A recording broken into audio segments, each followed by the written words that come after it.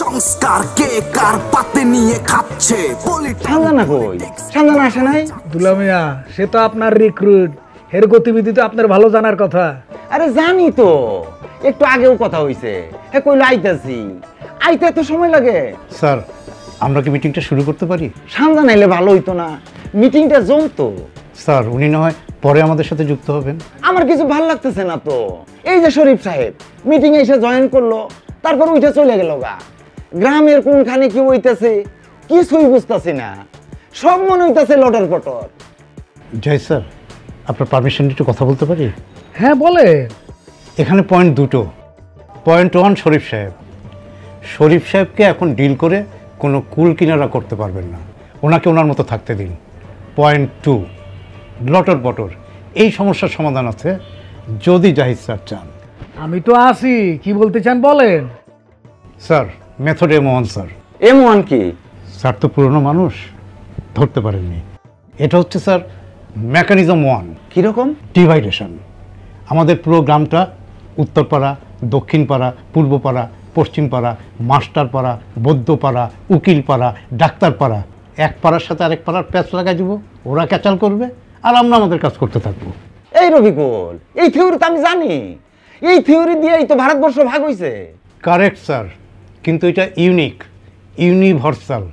Sir, কিছু কিছু idea আছে, থিওরি আছে যেটা অল টাইম নিউ। স্যার, আমাদের উল্টায়া পাল্টায়া, ডাইনে বামে, উপরে নিচে, চিৎ করিয়া কোনো না কোনোভাবে এই থিওরির মধ্যে ঢুকতে হবে স্যার। জাহিদ, ও এসব কি বলতেছে? সব ঠিক আছে? যাই স্যার, আপনাকে একটু বলি আমরা কিভাবে শুরু করতে পারি। হ্যাঁ বলে। স্যার, প্রথমে আমরা যেটা করব, গ্রামের সব প্যান্ট লুঙ্গি আলাদা, বড় চুল ছোট চুল আলাদা, ছেলে এবং মেয়ে একদম আলাদা। হাই। এই সানজানা, তুমি কই আছিলা? আমি ভাবছি তুমি আইলে আমরা সবাই একসাথে খাবো, মিটিং করব।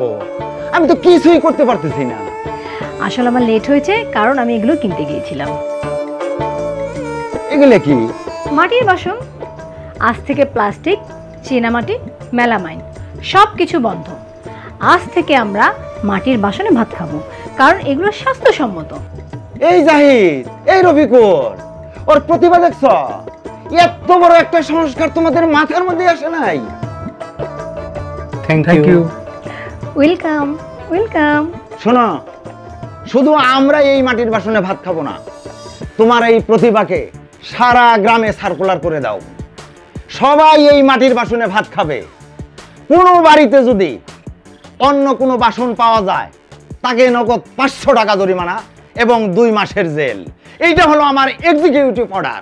ঠিক আছে, আমি এক্ষুনি সারা গ্রামে এটা সার্কুলারের ব্যবস্থা করছি। কিন্তু এখন আমরা কোন বাসনে খাবো? আমি তো ভাত বাড়তে কইছি। কোনো অসুবিধা নেই, আপনারা সবাই শান্ত হয়ে বসুন।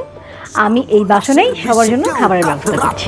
সংস্কার কে কার পাতে নিয়ে খাচ্ছে পলিটন পলিটিক্স বলায় যাচ্ছে।